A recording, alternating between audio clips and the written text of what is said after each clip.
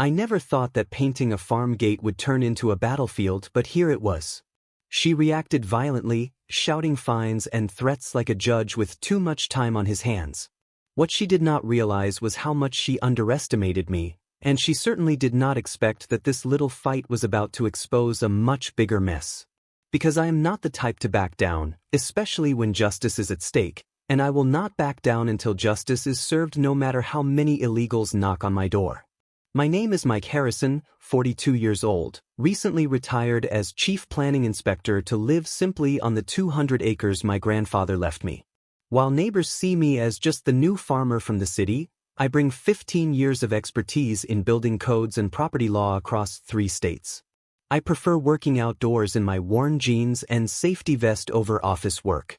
Our homeowner association president Sandra Phillips, 47, has ruled Sunset Valley for 3 years with an iron fist, imposing strict and often petty fines for minor infractions like grass height or Christmas decorations. Always impeccably dressed like a corporate executive, Sandra commands authority with her perfectly styled hair and sharp wardrobe, thriving on controlling the neighborhood and collecting thousands in fines from intimidated residents. The conflict started innocently enough when I decided to paint my ranch gate forest green, a perfectly reasonable color that just happened to not be included in Sandra's precious official color palette. What Sandra did not know, could not have known, was that my property was not even under homeowner association jurisdiction. But that little legal detail was about to become the most expensive lesson of her homeowner association presidency. Day 1 arrived with Sandra's first official warning letter, printed on expensive homeowner association letterhead and hand-delivered to my mailbox. The letter demanded I change the gate color within 48 hours to maintain community aesthetic standards. I read it twice, chuckled, and tossed it in my kitchen trash without a second thought. Day 3 brought the first fine notice, a crisp $500 penalty for ongoing color violation and failure to respond to official correspondence. That is when I knew Sandra was serious about this ridiculous crusade, so I started installing security cameras around my entire property, telling anyone who asked that it was just for general farm security and wildlife monitoring. Day 5 escalated dramatically when Sandra arrived with her self-appointed inspection committee consisting of 3 other board members carrying clipboards, measuring tapes, and professional cameras. They looked like building inspectors investigating a construction site instead of neighbors checking out paint color. I decided to play the friendly naive farmer role and politely invited them all inside for sweet tea and homemade cookies. While they worked outside measuring my gate and documenting every angle, I secretly recorded our entire conversation on my phone, carefully gathering evidence of their procedures, attitudes, and most importantly, their assumptions about their authority over my property. They seemed genuinely surprised by the scope of my land as I gave them an impromptu tour in my beat-up pickup truck, showing them the barn, the livestock areas, and the sprawling acreage that stretched far beyond what they had expected. "How much land do you actually own here?" Mike asked Janet, one of the committee members as we bounced along the dirt road. "Oh, just a little over 200 acres, I replied casually, watching their eyes widen in the rearview mirror. Been in the family since 1952. I could see them exchanging glances, but I just kept smiling and playing the humble farmer who did not understand all their official procedures and legal terminology. Day 7 brought Sandra's social media warfare campaign. She posted a carefully composed message on the neighborhood community page with a professionally shot photo of my gate, complete with dramatic lighting that made the green paint look almost neon. Her caption read, "Some residents believe they can simply ignore our shared community standards that protect all our property values. We cannot allow this precedent to undermine everything we have worked to build together." The post quickly accumulated 47 likes and dozens of supportive comments from neighbors who did not know the full story behind Sandra's campaign. I carefully screenshot every comment and reaction, building my evidence file while watching Sandra's supporters rally around what they thought was a simple case of homeowner association enforcement. Day 10 saw Sandra escalate to financial warfare, increasing my supposed fine to $1,000 per day due to ongoing willful violation and deliberate non-compliance with official homeowner association directives. The new letter arrived via certified mail requiring my signature and creating an official paper trail. That night I spread my old law books across my kitchen table and began thoroughly researching the homeowner association's charter, bylaws, and every single procedural requirement they were supposed to follow. My planning inspector background was finally proving invaluable as I discovered numerous irregularities in their procedures and significant overreach in their claimed authority over neighborhood properties. Day 12 brought a new level of harassment that crossed several legal lines. Sandra contacted Patterson Paint Supply, the local paint store, requesting they refuse to sell forest green paint to anyone providing an address in our neighborhood. She claimed it was for community protection and standards enforcement. I learned about this outrageous request through Jack Patterson, the store owner, who had immediately declined her demand and called to warn me about Sandra's escalating tactics. "Mike, I have been selling paint for 23 years and I have never had someone try to control what colors people can buy," Jack told me over the phone.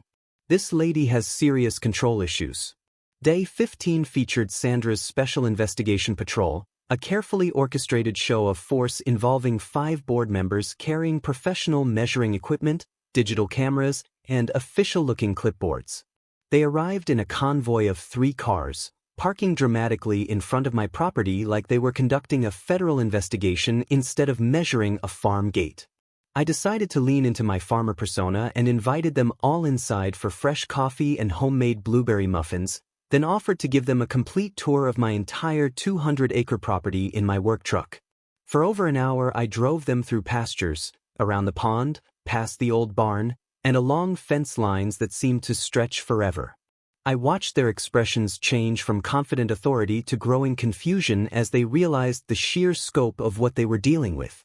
"So all of this land, everything we are seeing, belongs to you?" Sandra asked, her voice losing some of its earlier certainty. "Sure does," I replied cheerfully, pointing toward the distant tree line. "Property line runs all the way to those oak trees, then follows the creek bed for about another mile." I could see them exchanging increasingly worried glances, but I just kept playing the role of the simple farmer who did not understand why anyone would be concerned about such a small thing as gate paint. Day 18 became the breaking point that would ultimately destroy Sandra's homeowner association presidency. She arrived mid-morning with 2 professional painters carrying ladders, brushes, and several gallons of beige paint. Behind them walked a stern-looking man in a business suit carrying an official invoice for $1,200. Sandra announced with dramatic authority that she would automatically correct this ongoing violation and bill the homeowner for professional remediation services as provided for under homeowner association emergency powers. When I calmly but firmly refused to allow them onto my private property, Sandra's carefully maintained composure finally cracked completely. She pulled out her phone and dialed 911, speaking in the same urgent tone someone might use to report a burglary in progress. "I need police help immediately. A resident is blocking legal homeowner association actions and stopping us from fixing serious rule-breaking problems that threaten community standards." 2 county sheriff deputies arrived within 10 minutes, and I could see Sandra's pleased smile as they approached. She clearly expected them to force me to follow her demands. Instead, after I calmly explained the situation and showed them my property deed and official maps, the officers quickly saw that Sandra had no real power over my private land. "Ma'am, this appears to be a private matter between you and this property owner," the senior deputy said calmly. "We cannot force him to allow you onto his land without a court order." That is when Sandra made the huge mistake that would end her homeowner association career. She pulled out her phone, started live streaming, and began shouting at the deputies. "This is crazy. The police are helping rule breakers. Our whole system of law and order is broken. When bad people can hide behind technical rules, I will sue this man, sue the police, and sue the county." Her voice rose to near panic as she kept yelling into her phone. This is what happens when good people try to keep order and protect home values. The video spread fast through neighborhood social media, but not in the way Sandra wanted. Instead of gaining support, people started asking questions about the homeowner association and Sandra's increasingly aggressive actions. Comments came in asking why she was calling neighbors criminals, and why she thought she could go against property rights using homeowner association rules. After Sandra's very public meltdown, I decided it was time to stop defending and start pushing back. That night, I sat in my home office, surrounded by law books, local rules, and legal guides I had kept from my 15 years as a planning inspector. I began doing the kind of deep research that had made me very good at my old job. My first big discovery came from checking old land records at the county office. My family's 200 acres had been fully registered since 1952, long before the Sunset Valley Homeowner Association was even created, let alone legally formed in 1987. Based on well-known land law, older land cannot be controlled by newer homeowner associations, unless the landowner freely signs legal papers to join. I had never signed anything, never agreed to anything, and was never even asked to join their group. My second discovery came from the homeowner association's own original papers and rulebook. Sandra clearly had never taken time to read them carefully. The charter clearly said their power only applied to homes under 2 acres, inside the set neighborhood borders listed in the county land records. My land was not just 100 times bigger than they could control, it was also fully outside those borders, according to the original land maps. Sandra had no more legal power over my land than she had over land in another town. My third discovery was maybe the most damaging to Sandra and the most helpful to all the neighbors she had been taking advantage of over the past 3 years. She had taken over $47,000 in fines from residents. But state law clearly says homeowner association fines must be no more than $200 per case, and that proper warning and a fair appeal chance must be given before charging any fine. Sandra had been breaking those rules while growing the homeowner association's bank account. I contacted Emma Rodriguez, a housing lawyer and old friend from my planning department days. Emma had handled homeowner association cases and land rights for 15 years. When I told her the full story, she quickly saw this case could help not just me, but dozens of families Sandra had targeted with illegal fines and rule breaking. "Mike, this could be a huge case," Emma told me at our first meeting. "What she is doing is not just wrong, it is fully illegal." My surprise helper came from the last place I expected, from inside the homeowner association itself. Susan Martinez, the longtime homeowner association secretary and wife of board member David Martinez, reached out to me through a coded email saying she wanted to talk about community gardens. When we met quietly at a coffee shop 2 towns away, Susan explained that Sandra had been running the homeowner association like her personal empire for years. Susan gave me strong proof that would finally bring Sandra down. She had inside emails showing Sandra knew her fines were too high, but gave them anyway to scare people. She had secretly recorded phone calls where Sandra called residents followers who need firm control and said these people need to be taught their place in the property. "I have been gathering proof for 2 years, Susan told me, sliding a thick file across the coffee shop table. "I kept hoping someone on the board would stand up to her, but they are all either scared or benefiting from her system. You are the first person with the knowledge and tools to actually fight back." The biggest surprise came while Emma and I were preparing our detailed legal response. Deep in the county property records, I found something that changed everything about this case. The entire Sunset Valley neighborhood had been built on land that my family had sold to developers in 1985. According to the original contract written by my grandfather, who had been much smarter than people thought, our family had kept forever access rights and clear power to reject any new rules that would affect our remaining land. This meant that not only did Sandra have no power over my land, but based on the legal words in that 40-year-old contract, I actually had legal permission to fight back against any homeowner association rule I found unfair or too controlling. My grandfather had basically given our family the right to block any part of the neighborhood's homeowner association rules. The monthly homeowner association meeting was planned for Tuesday evening at 7 o'clock in the community center's main room. Usually, these meetings brought in only 15 to 20 people, mostly board members and a few very involved residents. But tonight, more than 80 people filled the room, standing against the walls for the biggest meeting in the homeowner association's history. Sandra's live video breakdown had woken up the entire neighborhood, and everyone wanted to finally understand what was really going on in their homeowner association leadership. I arrived 30 minutes early, wearing my best gray suit instead of my usual farm clothes, showing the professional image I had built during my time as a planning inspector. Emma came with me, rolling in 3 boxes filled with carefully organized legal files and proof. Susan Martinez sat nervously in the front row, holding a USB drive that had all her hidden audio recordings and email files. Sandra walked in looking completely confident, her pink jacket perfectly clean and her hair done like she was attending a big business meeting, not a local homeowner association gathering. She had clearly spent a lot of time preparing for this moment. She carried a leather folder and set up a laptop linked to the room's big screen. Her slideshow was titled "Keeping Community Standards Strong: The Legal Price of Breaking Rules." "Good evening, residents of Sunset Valley," Sandra began, her voice full of the tone of someone used to being in charge and expecting everyone to agree. "I have called this emergency meeting to deal with a serious issue that puts at risk not only our home values but also what makes our community special." She clicked through her first few slides, showing high-quality pictures of clean, controlled communities compared to messy neighborhoods with no rules. She spoke for almost 20 minutes, giving what felt like a school lecture about why strong rules matter, showing carefully chosen before and after photos of places with weak homeowner association leadership that looked like rundown areas. Then she suddenly changed topics and moved to what she called the Mike Harrison situation. Mr. Harrison has clearly ignored 18 official warning letters and now owes this community $12,500 in total fines for not following our chosen color rules, Sandra said, clicking to a slide showing my green gate clearly next to pictures of approved beige and brown gates. "We simply cannot allow one person's selfish refusal to follow rules to ruin years of work that protects everyone's homes."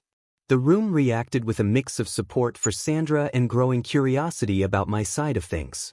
That is when I slowly stood from my seat in the middle of the crowded room.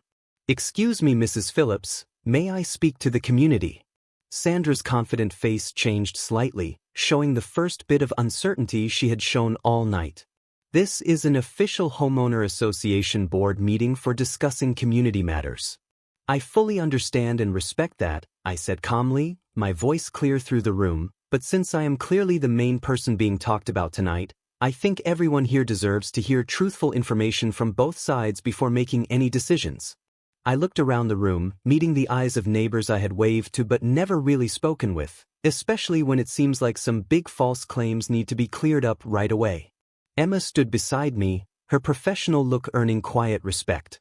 "Good evening, everyone. I am Emma Rodriguez, a lawyer who works with housing law and landowner rights. I am here for Mr. Harrison, and we have several very important documents that this community must see before continuing with tonight's meeting." The room's mood grew heavier as people felt something far more serious was about to happen than a normal homeowner association meeting. Sandra tried hard to keep control of the event. "This really is not the right place for that." "Actually, Sandra," a familiar voice interrupted from the back of the room. Tom Bradley, a well-known retired professor who had lived in the neighborhood for over 20 years, stood up with clear determination. "I think everyone here wants to hear Mike's side of this story. We have been listening to your version for months now, and honestly, some of us have questions." Sounds of agreement spread across the crowd, and I could see Sandra's carefully planned evening starting to slip out of her hands. I walked confidently to the front of the room, Emma beside me with our boxes of proof. "Thank you all for this chance. Before we talk about anything else, I believe it is important that I properly introduce myself to this community." I looked directly at Sandra, then turned to the room. "I am Mike Harrison, recently retired Chief Planning Inspector for the city, with 15 years of professional experience in housing law, zoning rules, and community development checks." The room reacted with surprised whispers and low talk. Sandra's face went visibly pale as the meaning of my background started to set in. "During my career, I have looked at thousands of homeowner association rulebooks, handled hundreds of rule-breaking issues, and sadly, I have seen what happens when homeowner association leaders go beyond their legal power." I turned on the room's screen and showed an official county land map.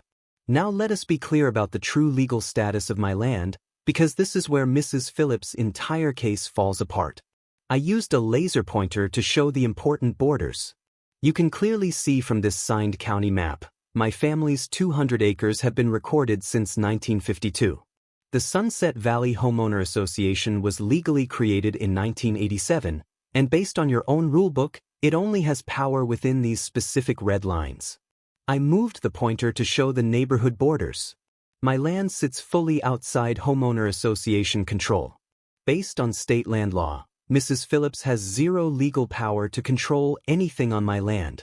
She has no more right to fine me than she does to fine people in the next town. The room went completely silent as neighbors began to understand. Sandra jumped to her feet, her careful public image finally breaking. That is completely wrong. Everyone in this neighborhood must follow the homeowner association rules. You cannot just say you are different because of some small rule. Her voice rose nearly to a shout, and I saw several residents pull back from her angry tone. Mrs. Phillips, Emma stepped in, with the calm strength of someone who had spent years in court. These are not small rules. These are official legal papers from the county office. Are you really saying that the government's own land records are wrong? I continued with my presentation, showing a money report Emma and I had put together. The area of control is just the start of the problems with Mrs. Phillips' homeowner association leadership. Over the past 3 years, she has taken $47,000 in fines from people in this neighborhood. But state law says homeowner associations are only allowed to fine a maximum of $200 for each case, and they must give proper warning and a fair appeal chance before giving any fine. I showed a chart with real examples. Mrs. Phillips charged Mrs. Thompson $800 for keeping Christmas lights up 2 days too long. The legal highest fine for any case is $200. Mr. Johnson was charged $1,500 because his grass was 4 inches tall instead of 3. This was 750% over the legal limit. The noise in the room grew louder as people started to realize they had been overcharged. Many started pulling out their phones, likely checking their own fine records. Also, I said, clicking to the next slide, we have proof that Mrs. Phillips used homeowner association money for herself. I nodded to Susan Martinez, who stood up slowly and turned on the room's sound system. Sandra's voice played loud and clear from Susan's secret recordings. These people need to learn their place in this community. They need to know who is really in charge. And if that means making examples of some troublemakers, then that is what we will do. The room gasped in shock and whispers turned to anger. Several people stood up, clearly upset at hearing how Sandra had talked about them. But I was not done. Finally, I said, raising my voice to hold the room, I want to share one more thing that I believe everyone here should know. I showed a copy of the 1985 land sale contract from when my family sold the land that later became Sunset Valley. My grandfather had made sure to keep something called land use rights and the power to reject any new community rules that would affect the rest of our land. I stopped to let the room understand what that meant before I went on. Based on this legally binding contract, I am not only completely safe from homeowner association rules, but I also have the power to fight and block any rule or policy I believe is unfair or too controlling. I looked straight at Sandra, who had spent all this time trying to control land she had no power over. Sandra stood up so fast her chair fell behind her, her hands shaking from rage and embarrassment. This is a complete conspiracy.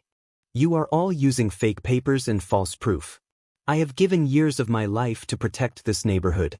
Her voice broke with emotion as she realized her position was completely gone. Tom Bradley stood up with clear strength. Sandra, based on everything we have heard tonight, I propose we remove you from your role as homeowner association president and board member, starting right now. The proposal was instantly supported by 3 different voices from the room. All those in favor of removing Sandra Phillips from all homeowner association positions, Tom called out. The response was overwhelming. 47 hands went up immediately, with only Sandra and 2 loyal board members refusing to vote. Sandra looked around the room in full disbelief, her power disappearing as neighbors she had fined and mistreated for years finally took their turn. She grabbed her laptop and folder with shaking hands and turned to leave. I will sue every one of you. You have not heard the last of this, she shouted as she walked toward the door. Mrs. Phillips, Emma called out clearly, stopping Sandra at the exit. Before you leave, I must inform you that we will be filing a full group lawsuit within 48 hours. Speaking for all residents who were unfairly charged while you were in charge. You will receive an official court letter very soon, and I strongly advise you to talk to a lawyer. Sandra stood still at the doorway for a few long seconds, her shoulders shaking with a mix of rage and embarrassment, then walked out into the night without saying another word.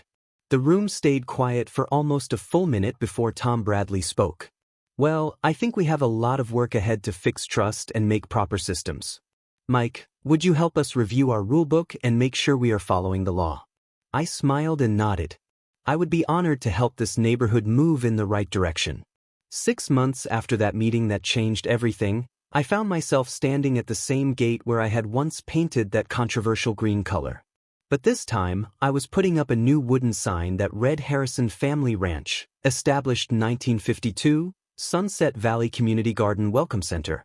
The gate still had its forest green paint, but now it opened wide twice a day to welcome guests to the busy 5-acre community garden we had built on land I donated to bring the neighborhood together. Emma's group lawsuit had been a complete win, giving justice to every resident Sandra had taken advantage of. Sandra was forced to give back $31,000 in illegal fines, especially those that went past state limits or were charged without warning or a chance to appeal. She also faced separate theft charges after a full review showed $8,700 of homeowner association money had been moved to her personal bank for made-up consulting work paid to her husband's yard company. Sandra and her husband had quietly left the neighborhood 2 months earlier, selling their house in just 1 week for 15% less than it was worth because they urgently needed money for legal bills and court-ordered payback. The new owners, the Mitchell family, with 3 lively young kids, had already joined our garden project and signed up to help with the upcoming community festival. Tom Bradley had been voted in as the new homeowner association president with 89% support. He promised openness, legal rules, and bringing people together instead of punishing them. Under his leadership, the homeowner association made big changes in how it worked. All fines now needed a full board vote, early notice, and a hearing for the person affected. Fines had to be below state limits and could only be used for real safety problems. Monthly town meetings gave neighbors a chance to speak up, suggest rule changes, or share new ideas. Every 3 months, clear budget reports were sent to every home, making sure money use was open to all. Mrs. Thompson, the older woman who had been unfairly fined $800 for keeping her holiday lights up too long, had been chosen as the new homeowner association treasurer. She used her refunded fine to build a beautiful flower garden, now one of the most admired places in the area. Mr. Johnson, the retired man who was charged $1,500 for slightly tall grass, had happily become our garden leader and local story keeper. He told me just last week, "I have lived here for 40 years, Mike, and I have never seen people this united or proud to live next to one another." Susan Martinez had left her role as homeowner association secretary to open her own small business giving advice on legal and fair homeowner association leadership. Her first big client avoided a lawsuit like ours by following strong rules directly based on what we learned. Susan's company was growing fast as people across the area started learning about proper homeowner association reform. Our story had been covered in the local newspaper had featured our story with the headline, "Former City Planner Ends Abuse of Homeowner Association, a Case Study in Community Justice." The article had spread quickly across social media platforms and eventually became a required case study in several law schools. I began receiving emails from hundreds of people across the country who were facing similar problems with controlling homeowner association leaders, all looking for help on how to fight back legally and effectively. Seeing how common these problems were, I opened a free legal clinic just to help residents challenge abusive homeowner association behavior using the same legal tools and methods we had used in our case. The clinic had already helped over 30 families get their wrongly charged fines returned and fix the way their homeowner associations were being run. The impact reached the state lawmakers, who introduced a new law requiring all homeowner associations to give yearly training on their legal limits and the rights of homeowners. Around the state capitol, the bill had been informally called the Harrison Act, and it was expected to pass with support from both sides in the next lawmaking session. Instead of enjoying full retirement like I had planned, I had become a part-time advisor for cities and homeowner associations that wanted to make sure their systems followed the law and treated people fairly. The surprising twist was that many homeowner association boards were now paying me well to review the same kinds of rules that people like Sandra had once used wrongly. My schedule was booked months in advance with public talks and requests for help. Our community garden had become the center of life in the neighborhood. 43 families now work together to grow not only basic vegetables like tomatoes and peppers but also special herbs and flowers from around the world. Every Saturday morning, we held a busy market where people sold their extra produce, homemade jams, fresh baked goods, and handmade items. The market had become so popular that families from nearby towns started joining us. The Martinez family, who had moved into Sandra's former house, registered for 2 garden plots and were planning to grow traditional Indian spices and vegetables to share with interested neighbors.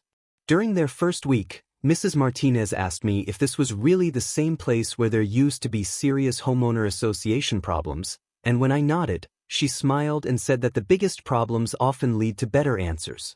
I often thought about the lessons from this journey and realized it was never really about defeating Sandra or getting revenge on someone who had misused power. The real story was about how neighborhoods become strong when people treat each other with real kindness. Sandra's biggest mistake was not enforcing reasonable rules, because well-managed neighborhoods do need fair guidelines and regular upkeep. Her true failure was using her position without fairness, hiding her actions, and forgetting that being a homeowner association president is supposed to be about serving neighbors, not controlling them. When I locked my gate tonight, the same forest green gate that started this whole story, I smiled at the invitation in my mailbox for the Mitchell family's housewarming party next weekend. Our neighborhood had truly moved forward, grown stronger through difficulty, and learned valuable lessons about leadership, fairness, and standing up for what is legally and morally right. Sunset Valley now truly lives up to its name, a peaceful place where people enjoy their evenings without fear of random fines, threats, or power games from those in charge. Sometimes when I am working in the garden during the golden evening light, I enjoy watching kids playing safely, parents talking while caring for plants, elderly couples walking their dogs, and families gathering for surprise barbecues and celebrations. All the good things Sandra once claimed could only come from strict control now happen naturally, without fear. It turns out that mutual respect, real community spirit, and open leadership work much better than fear, punishment, and unfair rule following. The forest green gate still stands proudly, not just as a sign of legal strength, but as the open door to a neighborhood that learned together that peace and real success come from people working as a team, not from one person trying to control everyone around them.